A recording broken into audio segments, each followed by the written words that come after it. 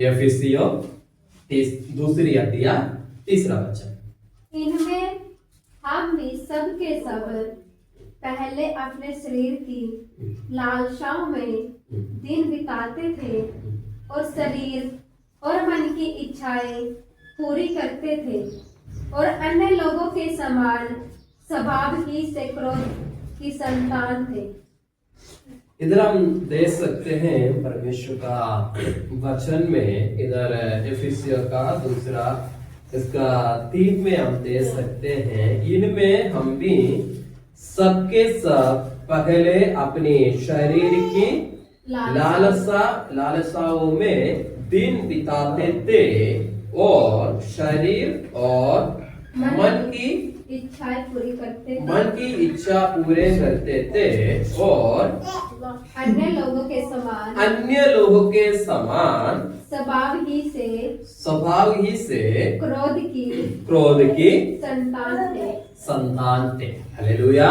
इधर हम बड़ा एक महत्वपूर्ण बात को हम दे सकते हैं। इधर हमारा विषय यह है पापों का विनाश कैसे विनाश को चलते हैं। अगर हम भी इन जो वचन हमने पढ़ा है, जो वचन हमने ध्यान किया है, इसी वचन का स्वभाव हमारे जीवन में भी है, हम भी उसी विनाश का रास्ता में है, हम भी उसी नाश को और हम चल रहे हैं। एक विश्वासी इन पापियों से क्षमा प्राप्त किया।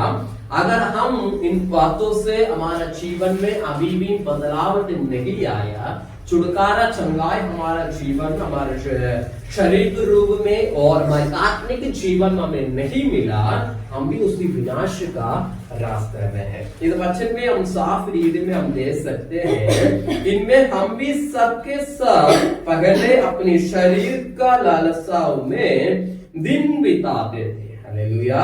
दिन बिताते थे और शरीर और मन की इच्छा पूरी करते थे। अब जैसे हम परमेश्वर का उपस्थिति में आया, हम अपनी मन की इच्छा पूरा करना छोड़ दिया है, अपना शरीर का अभिलाषा या शरीर का लालसा छोड़कर हम परमेश्वर का भय भक्ति में हम आगे चल रहे हैं, बढ़ रहे हैं। जो व्यक्ति आज भी उस शरीर की अभिलाषा को सबसे आगे रखते हैं, सामने रखते हैं, उनका जीवन में आज भी उद्धार नहीं पाया है, वो विनाश की ओर चलते हुए हम देख सकते हैं। आगे भी एक वचन कहते हैं, पूरी करते थे और अन्य लोग के समान स्वभाव ही से क्रोध की संतान है। हालेलुया। स्वभाव में क्रोध की संतान है। इधर हम कई बातों को हम देख सकते हैं, कई बातें। इधर पहली बात ये है, सबके सब पहले अपने शरीर की लालसा। हालेलुया। पहली बात ये है शरीर की लालसा, अभिलाषा। हम अपने शरीर को बड़ा चमकाने के लिए कोशिश करते हैं। हम काले भी है तो भी गोरा करने के लिए कोशिश करते हैं। जितना पुट्टी वगैरह मिलते हैं, जो पेंट वगैरह मिलते हैं, लेकर हम बड़ा खूबसूरत बनने के लिए कोशिश करते हैं।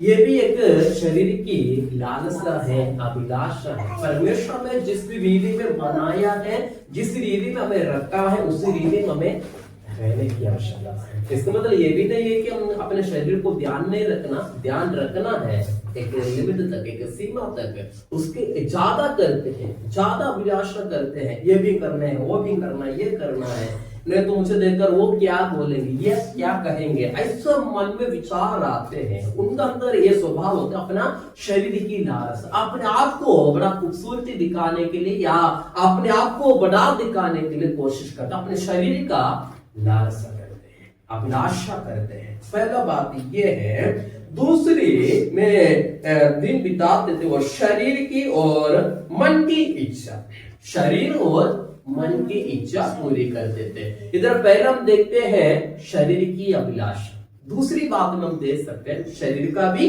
और मन का भी। हम कहते हैं मुझे ये करना है, मुझे नहीं तो ये चीज से लेना है। आज का बड़ा ट्रेंड चलते हैं, बड़ा महंगा सामान खरीदने का, या आईफोन लेने का, या गाड़ी लेने का बड़ा शौक लोग अंदर चढ़ा हुआ, एक मन की इच्छा को पूरा करते हैं। अपनी परिस्थिति को नहीं देखते हैं, लेकिन अपनी मन की इच्छा को अच्छा दिखने के लिए हमें क्या कुछ कर सकते हैं वो सारे हम करने के लिए प्रयास करते हैं। वो शरीर का भी अपना मन को भी इच्छा को पूरा करते हैं। दूसरी बात है ये है। तीसरी बात हम इसमें ये देख सकते हैं, और अन्य लोगों के समान स्वभाव ही से क्रोध की संतान, क्रोध करने वाला, हालेलुया, क्रोध की संतान है। हम हर एक चीजों में कुछ भी बातें हो, छोटी छोटी हर एक बातों में हम क्रोध करने लग जाते हैं, हालेलुया। इसमें कोई ऐसी बात भी नहीं होते हैं, उसमें भी हम जल्दी हम क्रोध करने लग जाते हैं। क्रोध की संतान हम बन जाते हैं। क्रोध का संतान अर्थात शैतान की संतान, परमेश्वर का विरुद्ध का काम करने वाला। परमेश्वर में सहिष्णुता रखने के लिए सिखाते हैं, बताते हैं। अगर जो व्यक्ति परमेश्वर बस्ती में आते हैं, यदि कोई मसीह में है, वो नए सृष्टि है, पुरानी सब बातें बीत गई, अभी से वो नई बातें शुरू होते हैं। जब हम मसीह में आते हैं, हमारे जीवन में हर एक चीजों में एक नया जन्म हमें होते हैं, हालेलुया। नया जन्म हम प्राप्त करते हैं। अगर मसीह में आने का बावजूद भी हमारा स्वभाव को बदलना नहीं चाहते हैं, तो वो संसार की संतान है, संसार की अभिलाषा करते, शरीर की अभिलाषा करने वाला व्यक्ति है। हम उन व्यक्ति से सावधान रहने की आवश्यकता है। उसमें हम भी क्यों ना हो, हम अपने आप को सावधान रहने की बड़ा एक आवश्यकता है, हालेलुया। इसमें हम तीन बातें देखा है। सबसे पहले क्या है? शरीर की लालसा, अभिलाषा। दूसरी, मन की इच्छा पूरी करना, मन की लालसा पूरा करना। तीसरा, क्रोध। हमारा जीवन में इन बातों से हमें बाहर आने की जरूरत है। हम आराधना तो करते हैं, प्रार्थना करते हैं, स्वभाव में आते हैं, जो कलिसिया में कहते हैं हर एक चीजों को पूरा करते हैं, दान भी देते हैं, दशांश में देते हैं, हर एक चीजों को हम पूरा करते हैं, लेकिन हमारा स्वभाव में इन चीजें बसा हुआ है। हम बादल रूप में हम कुछ भी हम करें परमेश्वर के लिए, सारी बातें हमारे लिए व्यर्थ है, हालेलुया।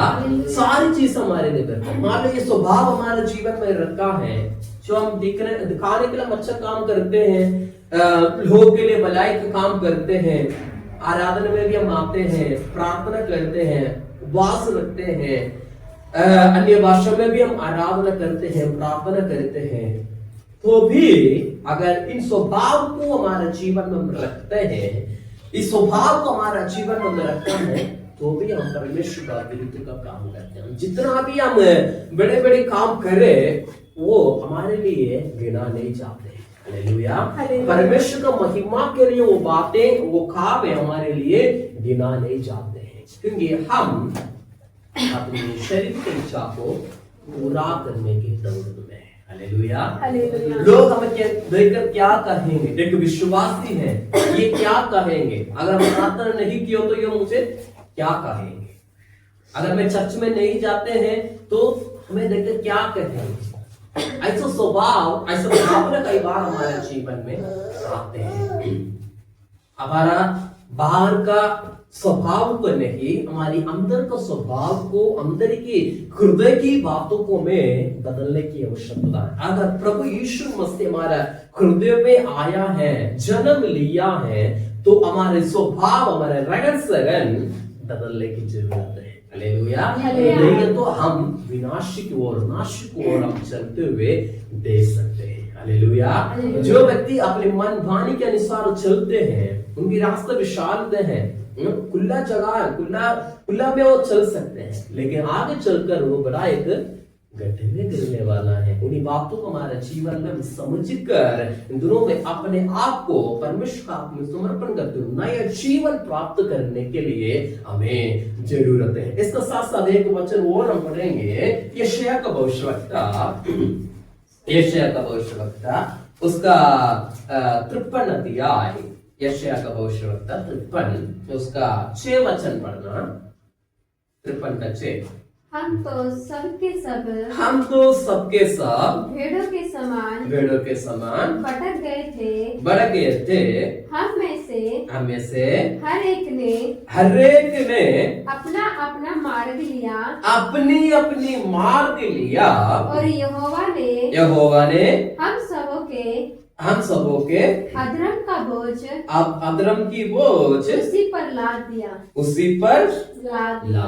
इधर हम देख सकते हैं हमने सबका सब भड़के हुए हैं। हालेलुया। सबने हर एक जन ने अपनी अपनी मार्ग लिया। इधर हम साफ रीति में कहते हैं हम तो सब के समान भड़के थे। हमने से हर एक अपनी अपनी मार्ग लिया और यहोवा ने हम सबके अधर्म को बोझ उसी पर ला दिया। किस पर ला दिया? प्रभु यीशु मसीह पर। हमें सही मार्ग में लेकर आने के लिए एक कुर्बानी की बातें हैं, सुने दे सकते हैं। हालेलुया, कुर्बानी की। अगर हम अपने आप को इसी परिस्थिति में अगर हम सोचने की जरूरत है कि मान लो अगर मैंने एक गलत काम किया है, मुझे बचाने के लिए थोड़ी ना दूसरे के व्यक्ति अपना जान को दे सकते, कोई नहीं दे सकते। मान लो अगर मैंने किसी से मान लो कोई चोरी किया है, 100 रुपया 1000 रुपये लाखों रुपये मैंने चोरी किया है, ये चोरी को ढपाने के लिए कोई ना थोड़ी ना कोई भी दूसरा व्यक्ति आकर उसको ये पैसा देंगे, नहीं दे सकते। जो व्यक्ति लिया है उससे वापस लिया जाता है। जो व्यक्ति गलती करते हैं उससे दंड पाना अवश्य है। हमारा न्याय व्यवस्था भी यही कहते हैं कि जो गलती करते हैं उनको उसका सजा मिलना है। लेकिन प्रभु यीशु मसीह हमें बचाने के लिए उसी कानून को ही अपने जीवन को बदला है।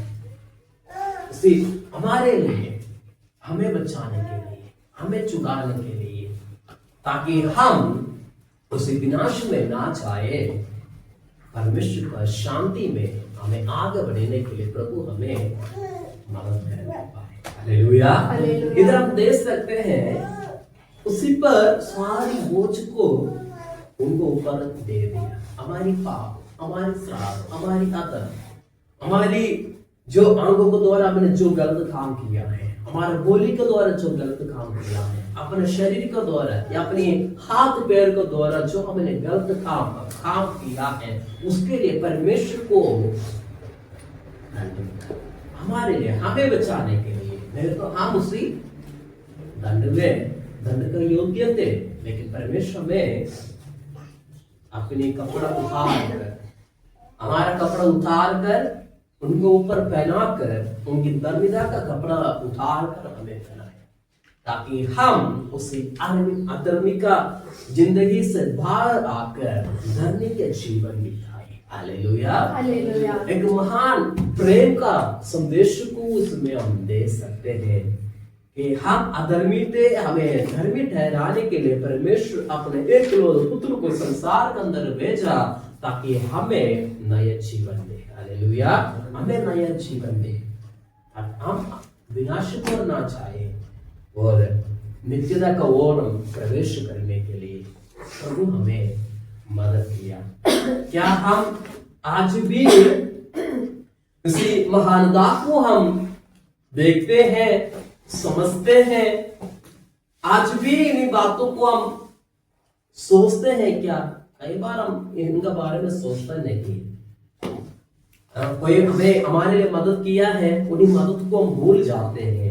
मनुष्य होने के नाते हमारा रीति यही हो गया है, अगर कोई हमें मदद किया है, उसी गड्ढे से निकलने के लिए हमें मदद किया है, उन्हीं बच्चे को हम जल्दी से भूल जाते हैं। लेकिन इन दिनों में हमें अपने आप को एक सुधार कर परमेश्वर का मार्ग में वापस आने की जरूरत है। हालेलुया। हम अपने आप को इन दिनों में परमेश्वर का शरणों में हमें आने की जरूरत है। अपने आप को परमेश्वर हाथ में देने की जरूरत है, नहीं तो हम उस विनाश में और चलते हुए हम देख सकते हैं। हालेलुया। उसी विनाश को और चलते हुए हम देख सकते हैं। इसका साथ साथ एक वचन और पढ़ना है, रोमी का पत्री में रोमियो उसका 8 अध्याय, रोमियो 8 अध्याय उसका 7 वचन में हम इस प्रकार हम दे सकते हैं पढ़ना। हाँ, रोमियो 8 का 7। क्योंकि शरीर पर मन लगाना क्योंकि शरीर पर मन लगाना तो परमेश्वर से बैर रखना है, क्योंकि न तो परमेश्वर की व्यवस्था के अधीन है और न हो सकता है। इधर हम देख सकते हैं क्योंकि शरीर पर मन लगाना तो परमेश्वर से बैर रखना है। इधर हम देख सकते हैं परमेश्वर हमें विनाश से हमें बचाने के लिए अपना जीवन हमें दिया है, अपना आखिरी बूंद खून तक हमारे लिए लहू भी बगाया है, हमें बचाने के लिए, हमें छुड़ाने के लिए। इधर वचन में कहते हैं क्योंकि शरीर पर मन लगाना तो परमेश्वर से बैर रखना है, बैर रखने का समान है। हालेलुया, परमेश्वर को निरादर करने का समान है। हालेलुया, परमेश्वर को निरादर करने के समान है, उनका काम को भूलने के समान है। जब कोई हमारे लिए मदद करते हैं, उसकी मदद को भूलने की समान है। Hallelujah, hallelujah. हम वचन में देख सकते हैं अपने शरीर की मन लगाना, अपने शरीर की इच्छा को पूरा करना, अपने मन के अभिलाषों को पूरा करना, हमारी आंखों की इच्छा को पूरा करना, आंखों के अभिलाषों को पूरा करना। अगर हम देखते हैं ये चीज अच्छा है, देखने में हमें अच्छा लग रहा है, उसी चीज की ओर आगे चलना, हाँ मेरे लिए अच्छा है, ये मुझे कैसे भी हो मुझे पाना ही पाना है, ऐसे अभिलाष हमारे जीवन में आते हैं ना, वो हमारे लिए बड़ा एक खतरनाक स्थापित हो जाते हैं। किसी स्वभाव हमारे जीवन में है, इसी प्रकार के विचार हमारे जीवन में है, तो परमेश्वर से बैर रखने के समान है। परमेश्वर से बैर रखने के लिए, परमेश्वर से दुष्टता बोलने के समान है। हालेलुया, परमेश्वर को खुद को हमारे जीवन में पाने की काम करते हैं कि हम मित्रों में इन स्वभाव से दूर हो जाए, ताकि हम अपने आप को परमेश्वर हाथ में समर्पण करते हुए एक नया जीवन, एक नया जन्म हमें प्राप्त करने की जरूरत है। इधर हम साफ रीत में पढ़ सकते हैं क्योंकि शरीर पर मन लगाना तो परमेश्वर से बैर रखना है, क्योंकि ना तो परमेश्वर की व्यवस्था की अधीन है और ना हो सकते। साफ रीत में कहते हैं, साफ रीत में हम पढ़ते हैं। इधर हम व्यवस्था का अधीन नहीं है। अगर हम व्यवस्था का अधीन है, हम व्यवस्था का अधीन है, तो एक बात हम स्मरण कर सकते हैं, तो हम इन चीजों से पीछे भाग नहीं सकते। अगर परमेश्वर का व्यवस्था का अधीन है, तो हम परमेश्वर का वचन का अधीन है, तो अपनी मन की लालसा हम नहीं कर सकते हैं, हमारा हृदय का अनुसार हम चल नहीं सकते हैं, हम जो देखते हैं उसका अनुसार मोहित हो नहीं सकते हैं। हालेलुया, व्यवस्था का अधीन है, परमेश्वर का अधीन है, वचन की अधीन है, तो हम इन सारी चीजों से हम आजाद हो सकते हैं। हालेलुया, इन सारी चीजों से हम आजाद हो सकते हैं। इसलिए हम इन दिनों में अगर परमेश्वर को वस्त्र दिन में बैठा हुआ हमको देखकर परमेश्वर वचन ये कहते हैं, हमें इन दिनों में परमेश्वर का व्यवस्था का अधीन होना है। हालेलुया, परमेश्वर का व्यवस्था का अधीन होना है, अधीन होने की आवश्यकता है, इसके अलावा कुछ भी नहीं हो सकता। हालेलुया, हमारे जीवन में अनंत जीवन पाने के लिए कुछ भी ना हो सकते हैं। हालेलुया, व्यवस्था का अधीन है तो हम इन सारी चीजों से हम बाहर आ सकते हैं। परमेश्वर का वचन को धारण करना हमारे लिए अनिवार्य है, आवश्यकता है। इसके साथ साथ एक वचन और पढ़ना है, किसी रोमियो का पत्री में 3 अध्याय, रोमियो का पुस्तक में रोमियो का पत्री 3 अध्याय उसका 19 वचन पढ़ना। हम जानते हैं कि व्यवस्था जो कुछ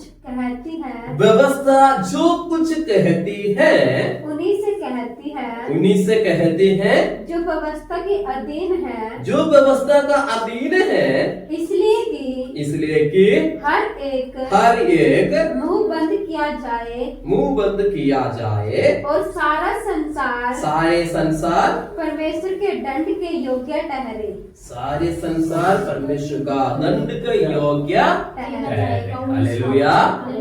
परमेश्वर का दंड के योग्य ठहरे। परमेश्वर का दंड का योग्य ठहरे। जो व्यक्ति परमेश्वर का व्यवस्था का अधीन नहीं है, जो व्यक्ति परमेश्वर का इच्छा के अनुसार नहीं चलते हैं, वचन को पालन नहीं करते हैं, वचन के अनुसार नहीं चलते हैं, वो परमेश्वर का दंड का योग्य है। हालेलुया।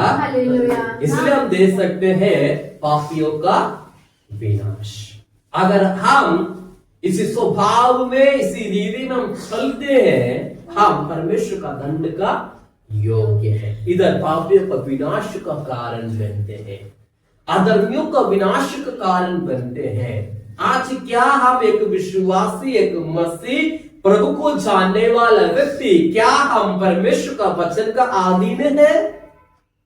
ये बातें हमारे जीवन में समझने की आवश्यकता है।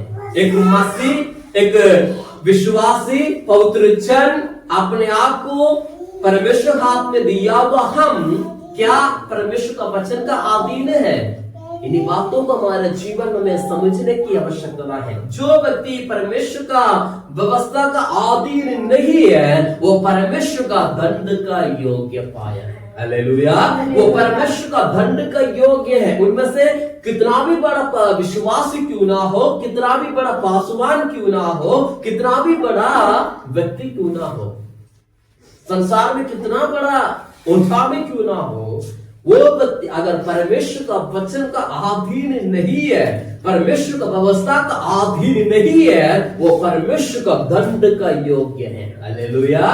परमेश्वर का दंड का योग्य है। इन दिनों में हम अपने आप को इन दिनों में जानने की आवश्यकता है। हम एक विश्वासी, पवित्र जन, परमेश्वर को आराधना करने वाला, परमेश्वर से प्रार्थना करने वाला एक व्यक्ति, क्या हम परमेश्वर का व्यवस्था का अधीन है?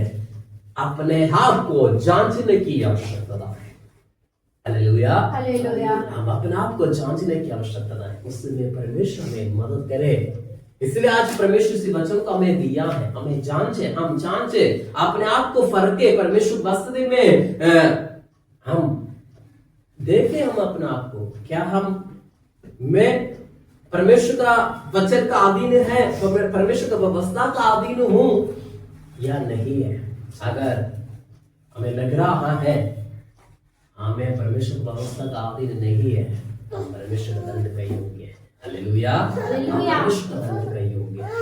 अगर हम उस दंड से बचना चाहते हैं, तो परमेश्वर का व्यवस्था का अधीन में, परमेश्वर का हाथ का नीचे हमें आने की आवश्यकता है। परमेश्वर का शरणों में हमें आने की आवश्यकता है। हालेलुया। परमेश्वर का व्यवस्था के अधीन हमें आना है, तभी हमें जीवन मिल सकते हैं, तभी इसी पाप से, इस विनाश से हम बच सकते हैं। इसलिए हम अपने आप को इन दिनों में परमेश्वर हाथ में समर्पण करते हुए अपने आप को एक बार और हमें जांचने की आवश्यकता है। मैं बोल के ही आपको अपने बारे में जांचने की जरूरत नहीं है। आप अपने आप को जांचना है। परमेश्वर बस में बैठकर अपने आप को पूछना है, पहचानना है, क्या मैं परमेश्वर की व्यवस्था के अनुसार मैं चल रहा हूँ? मेरा काम, मेरी चलना, मेरा रहना, मेरा बोलना, मेरा देखना, क्या परमेश्वर का व्यवस्था का अधीन है या नहीं? अगर ये बातें हम जान गए, तो परमेश्वर में